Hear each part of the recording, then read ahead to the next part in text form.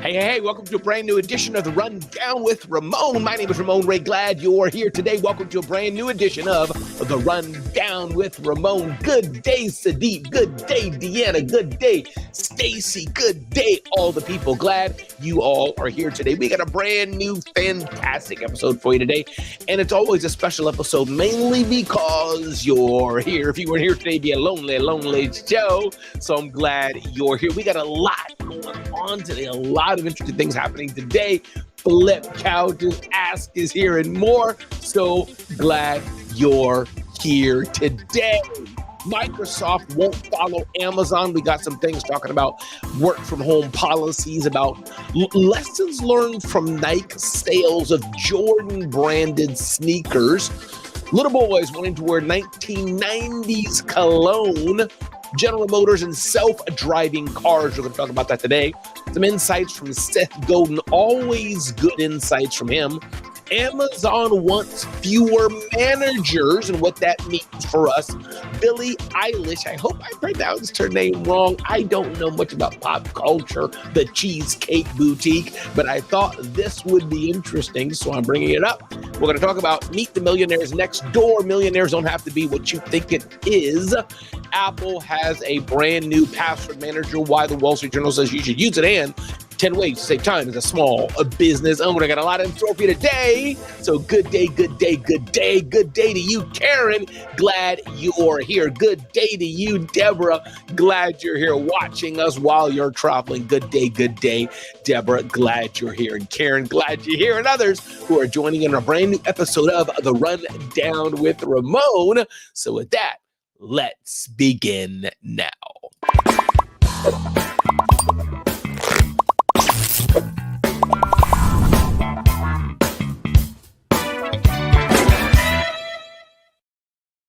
Hey, and we're back again to a brand new episode of The Rundown with Ramon. Let's get right to it. We got a lot in store for you today. Trisha Talks. Let's start right now. Ding, ding, ding, ding, ding, ding, ding. Corporate politics of working from home. Here's the bottom line. Yes, there's Amazon has its policy of saying, I think it is people have to come back. Microsoft has another policy and saying they'll be more flexible, but there's a lesson learned in this. It's not about Microsoft, Amazon, or any other company, what they're doing. The policy here is very simple. What works for you? What works for you is what really is the operable word of the day. And if in your company working from home does work, you've measured that employees can work from home and be productive and still serve as a team, still serve your customers, then Little Brown Squirrel, and then also Cathy Street, make it work. So everybody doesn't have to come to the office, nor does everybody have to work from home. Do what makes sense for you and your brand, Mindy.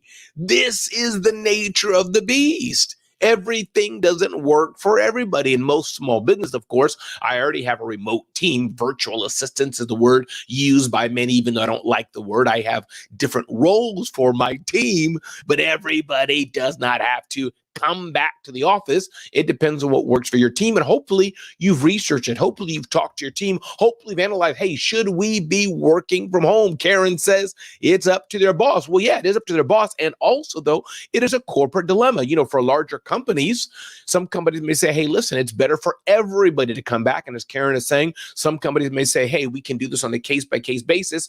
It really depends on what works for that business, that unit, and et cetera. But it's not easy because some companies are finding, hey, we're missing people being in the office, that collaboration, that working under one roof, that working together, that being easily accessible. Some companies may be saying we're finding productivity is lost. I don't know how that is, KB89, but the key is that is a dilemma, not only in America, but in all of the world. Do you work from home? Do you go back to the office? And/or do you have a hybrid solution? Again, my name is Ramon Ray. This is The Rundown with Ramon. I've started 5 companies, sold 3 companies, authored 5 books. Get to know me better at zoneofgenius.com. Get to know me better at ramonray.com. Glad you're here today for a brand new episode of The Rundown with Ramon. Ding, ding, ding, ding, ding, ding, ding. Reviewing Air Jordans, or rather reviving Air Jordans. This is an interesting dilemma, and it speaks to us small businesses, a lesson learned. Nike has a line of popular sneakers. And sorry, people, I'm not a sneakerhead. I don't know much about sneakers. They're Air Force One, Air Jordan 1, and Dunk, three of the largest multi-billion-dollar footwear franchises in industry history. Sales of models were strong and paved the way for the sneaker giant to report $51 billion in total sales for Nike. But here's the thing. They were flooding the market too much. The sneakers were too accessible in the market, which meant the resale value went down because everybody could access it. So here's the rub. Here's the lesson learned for all of us. It's important, donos, to understand your market and what you're doing. If it is a commodity market, then that's okay, I guess. But you gotta really decide what you're doing, how you're doing it, and why you're doing it. This is so important. And Nike's like, whoa.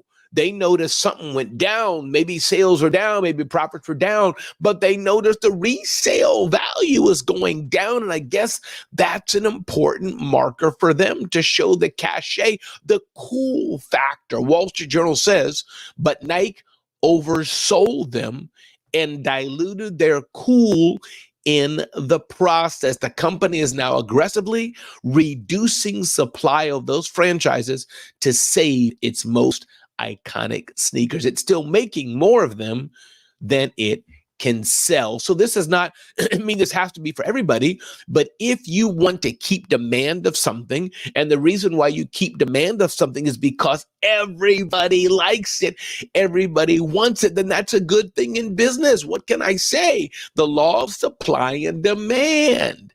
So think about how you can leverage the principles and lesson learned for your own business. Love it that Life Insurance Auntie joined. Love it the Wen Show is joined today.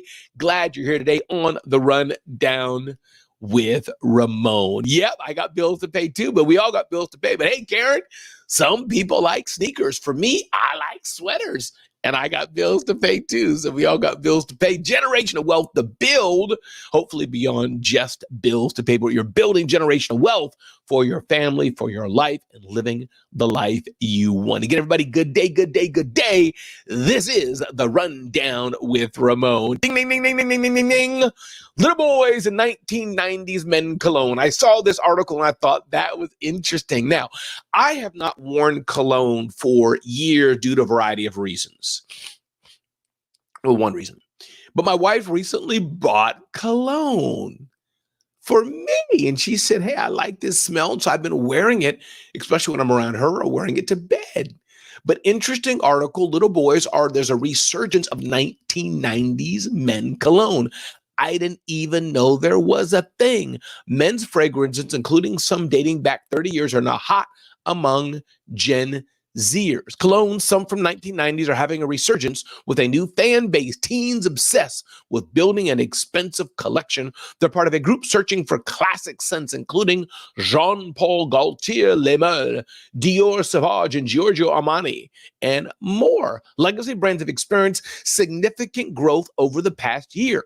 Younger consumers might pay between $60 and $150 for a full bottle. Ryan, 14, is wearing cologne. After years of complimenting his father's scent, Marcus is wearing cologne. It's amazing how little boys want to be like their dads and their granddads. It's just how it is. So I just thought that was interesting, is that the old stuff is coming back again. The new stuff doesn't mean it's on its way out. But hey, little boys want to smell nice too. And so I've just started wearing cologne myself. And I don't even know the kind it is. My wife bought it for me because she said she likes it. So that's my lady. So I wear it because I want her to be happy. Or she's already happy, but you get what I mean. So listen, what about you and cologne? What's your favorite cologne? If you wear cologne, I'm curious. Or what's your favorite thing? Karen said she likes a good lipstick. Hey, each to their own. Chanel 5 is there. All right, everybody. Again, my name is Ramon Ray. This is the Rundown with Ramon. Hope you're enjoying it. A little bit of spice in your day. And if you join us today and you're not feeling so well, I hope the Rundown with Ramon can be a bit of pep in your step. If you joined us today and you're already having an amazingly great day, well, I hope the Rundown with Ramon can continue that streak of helping you have a great day. Ding, ding, ding, ding, ding, ding, ding, ding, ding. General Motors unit called Cruise self-driving unit will pay a $1.5 million federal fine. I thought it was interesting because driverless cars or autonomous cars, what do you call it? Robot-powered cars are going to be increasing. Waymo, I saw this for the first time. I was in Phoenix some weeks ago, and I hadn't seen autonomous driving cars for a while. But Waymo cars, I believe, are in Phoenix, Arizona, en masse in the downtown area. But what happened here is that the Cruise car from GM hit a pedestrian, and not only did it hit a pedestrian, it started dragging the pedestrian a bit. And so GM was fined $1.5 million, not for the accident per se, which I'm sure things do, but it was fined because the car dragged the woman 20 feet. Now, she survived, but she was pretty badly injured. So lesson here and point here, it's interesting to see how technology evolves, how the marketplace evolves, how civilization evolves with new technology. So I just felt that was interesting. I'm always amazed by how new technology evolves, how new technology comes in. And interesting here, I think autonomous driving vehicles should be allowed. I think they're great additions, but of course they have to be done safely. And I know the not the FAA, but whatever the agency is, that transportation agency that governs cars, is on the ball as much as they can. But it's things like this will help. The federal government said, hey, not only did they hit a pedestrian, but they dragged a pedestrian. So it's up to you all to police yourselves and get this working better. What technology can we have so that we don't have pedestrians being dragged? Again, everybody, my name is Ramon Ray. This is the Rundown with Ramon, and thanks for being here today. I hope the information you're getting is helping you today. Got something in my eye, so it's hard when you're live there to get something out of your eye. What do? Call for a commercial break? So again, everybody, let's keep moving on. Ding, ding, ding, ding, ding, ding, ding. The Rundown with Ramon, the paradox of brittle. Seth Godin is one of my favorite thought leaders. I consider him a friend. He's written so many books, over 20 books, all bestsellers. His blog is one of the most read blogs around. And he talks about the paradox of brittle. Stay with me here. Optimize a device or system means squeezing every drop of productivity out of it. In the short run, optimization works as long as the world stays the same. We can optimize a device to work at capacity. However, something working at capacity blows up if you step on the gas when you need 5% more of it. It's brittle. Smart leaders build for resilience instead. Power plants, transit systems, careers, they're built to be suboptimal some of the time, with slack built in so they can thrive all of the time. And the paradox? If you're a competitive, capital-driven market where little head starts can become bigger leads, which can lead to lock in a monopoly, the obvious strategy is to optimize early and often. Dr. Landrew, glad you're here. Outperforming your more resilient competitors is possible in the short run. And if you're lucky, a few times in a row, you get access to more capital or more customers, and you can do it again at a bigger scale, leaving your thoughtful, Slack-enabled competitors in the dust until you crash. And you always will, because optimized systems cannot thrive in a changing world. If you don't want to crash, don't compete in marketplaces where optimization is required. Britain shut down its last coal plant yesterday. 140 years ago, coal began its conquest of the world in Britain, and now it's over. Change is possible. So the point being, as you're looking to grow, as you're looking to thrive, and this, of course, was a blog post he wrote some time ago, as you're looking to grow your business, yes, you need systems, you need processes, but be careful, Airbnb babe, of being too rigid that you can't adapt, that you can't be flexible and meet the market on demand as it flows. So So if you haven't read this yet, check out Seth Godin's blog post or email newsletter on it called The Paradox of Brittle. It teaches us it's not good. Hey, what's up, Asa Don Brown? Glad you're here, Dr. Asa.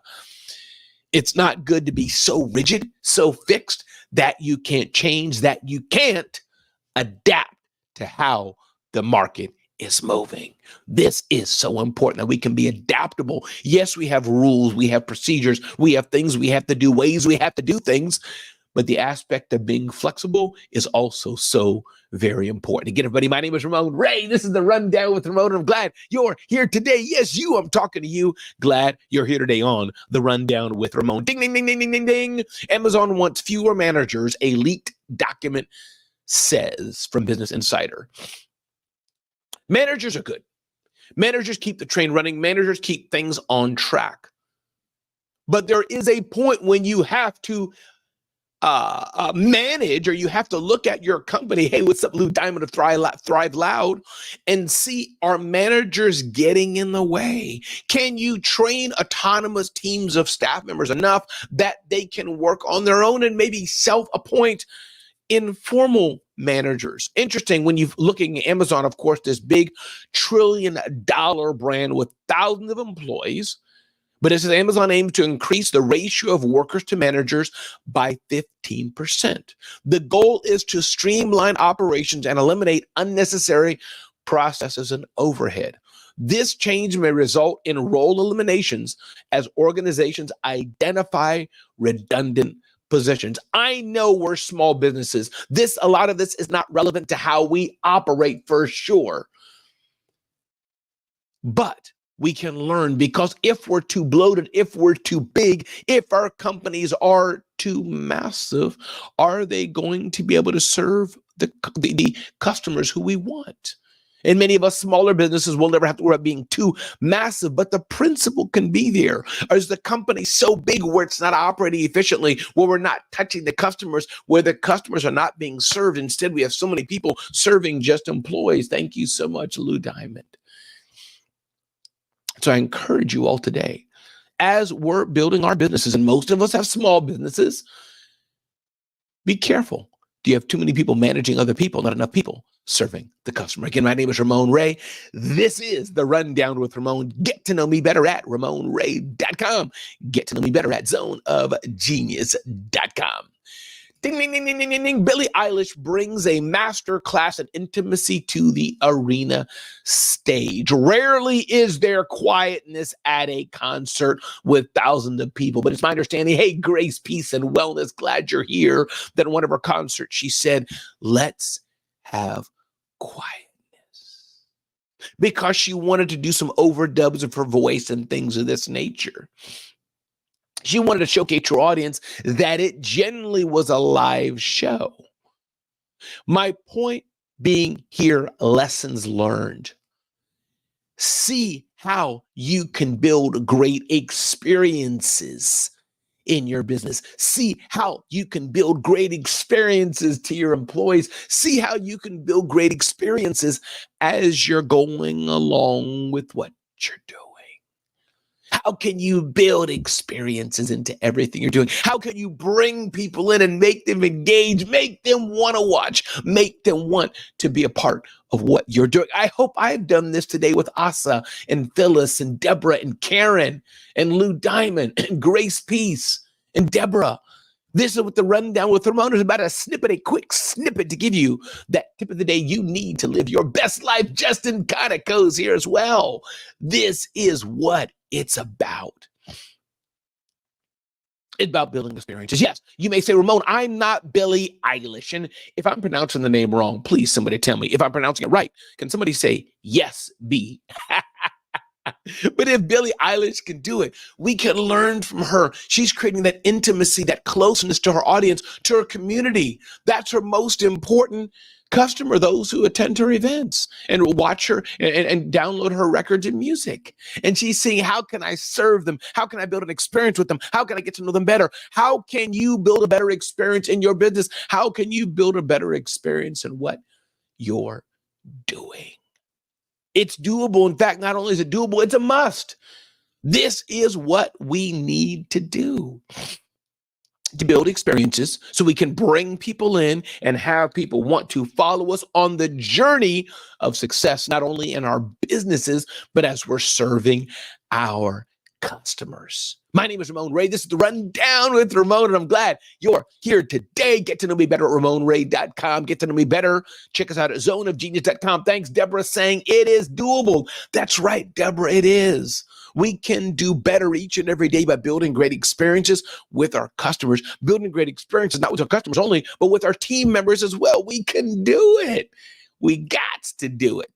Welcome to the Rundown with Ramon. Ding, ding, ding, ding, ding, ding, ding. Meet the millionaires next door who grew their wealth without a superstar job or get rich quick tricks. I want to add this. Thank you, Dr. Asa. This aspect about being a millionaire. I think most of us don't understand what it's like to be a millionaire. Being a millionaire doesn't mean you have all the fancy blings and things and have a multi-million-dollar home. There's uber rich billionaires, and I get that. We see the celebrities and others who have all the things, 10 Maseratis and 20 car garages and all those things. But you know, there's people around you. A millionaire just has you have $1 million in equity and cash and savings and assets is the word I'm looking for. That's all that means. And how most Americans became millionaires is by over time saving, over time investing, over time working harder and smarter, over time living below their means. And the next thing they turn around and they have millions of assets. Justin Conago, you're too much. This is what it takes, people. Don't get it twisted by thinking millionaire means it's something bad or something of pie in the sky. Yeah, maybe being Mark Cuban rich, billionaire and trillionaire status is really for the very few. But being a millionaire, it's within reach of all who want to live below their means, want to earn a bit more if they can, want to save their money, want to do smart investments over time, and want to be patient. We can all be a millionaire. I love it, as Karen says, have money and no brain. But clearly these people, they got money and they got brains, 100%. Thank you, the musical web. Glad to see you here and get to meet you in person in Philly. Again, everybody, to live the life we want, we have to do the things in life to earn that way of life. This is so important. My name is Ramon Ray. This is the Rundown with Ramon. Glad you're here today. Let's keep moving forward to encourage us all to be millionaires if you want it on the Rundown with Ramon. Listen, Apple has a new password manager as reported in the Wall Street Journal. That's why setting up a password manager is necessary, if annoying. If you have an iPhone or Mac, no more excuses. Apple is making it a lot easier. It's a new passwords app available with the latest iPhone, iPad, and Mac software. It suggests unique, unguessable passwords when you sign up for new accounts and fills them in whenever you need them. Kids constantly hounding you for the Netflix password. You can share logins with the family. If you change the password, the group is automatically updated. So you don't have to worry about hackers stealing your passwords. Maybe you're thinking, says the article, hasn't Apple saved device passwords for a long time? Yes, they have. But this article says before it was difficult to find, before it was difficult to use. In fact, a recent Verizon analysis found there have been 10,000 data breaches this year, a record high. And most of those attacks use stolen credentials. A password manager boosts security and is hard to hack, but just 24% of the people use one. Well, password managers can definitely help, especially having that complex password that nobody can understand or figure out is the way to better security. And I encourage you to do it. I need to do it more and more and more. Password is locked. The key is your Touch ID or Face ID. And then you have the digital screen come up and start to help you add passwords to various places that you log in. And Apple's revamped password manager is ideal for low-tech folks. It's free and setup is simple. Using something is better than nothing. So if you want to be hackless or you don't want to be hacked, again, hacking is going to happen because you can't help it. It's nothing is foolproof, but it seems like a password manager is a great way to do it. Life Insurance Auntie says, do the work. Yes, indeed. And glad you're all here today. Again, sharing you little eclectic bits and tips and a potpourri dish, an oasis of things you can use in your life to help you get better. I hope this is good for you. It's important to be secure. It's important to not let hackers steal your data, take your data, and have it. Using a password manager can help with this. What are we going to end on today? 10 ways to save time as a small business owner. Saving time is important. And if you're not saving time, I don't know what you're doing, especially as a small business owner. Entrepreneur's article says the following: get experts on board. Give AI a chance. Ask for assistance. Stick to a schedule. Trust the software. Avoid micromanagement. Minimize meetings. Simplify documentation. Learn to say no.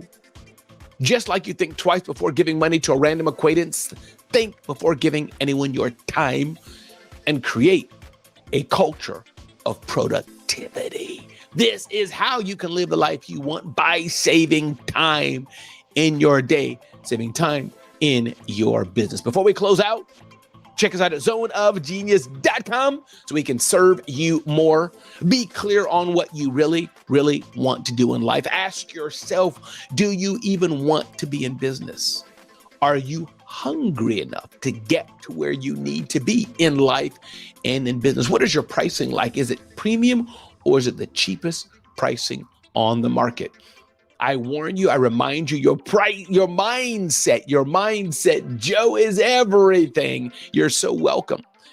And ask yourself this: what do you do best? What do you do best? What do you do best so you can live the life you want and get paid to do it? Where is your perfect zone of genius? I'm glad you're here today. Be blessed and be well. Again, my name is Ramon Ray. This is The Rundown with Ramon.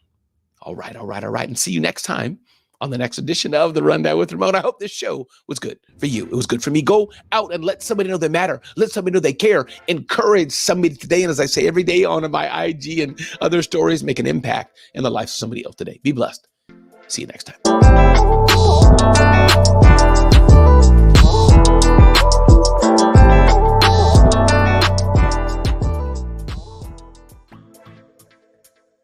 All right, everybody, that was The Rundown with Ramon.